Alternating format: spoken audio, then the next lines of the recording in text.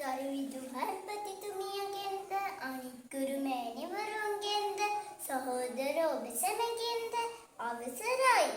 මේ රට මගේ රට මා ඉපදුණු රට හැදෙන වැඩෙන රට මගේම මව් රට. යාළුවනේ අද මම කියන්න යන්නේ මගේ රට ගැනයි. මගේ රට ශ්‍රී ලංකාවයි.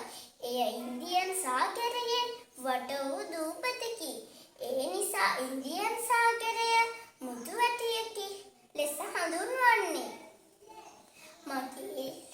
මගේ රටේ කඳු, දියඇලි, ඇලදල, ගංගා මගේ රටේ සුන්දරතාවයට තිබෙනවා.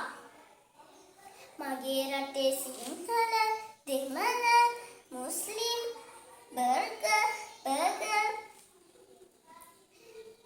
ජනතාව සමගියෙන් ජීවත් වෙනවා.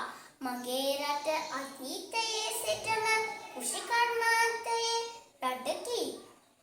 මගේ රටට මම ගොඩක් ආදරය කරනවා. ස්තුතියි. මම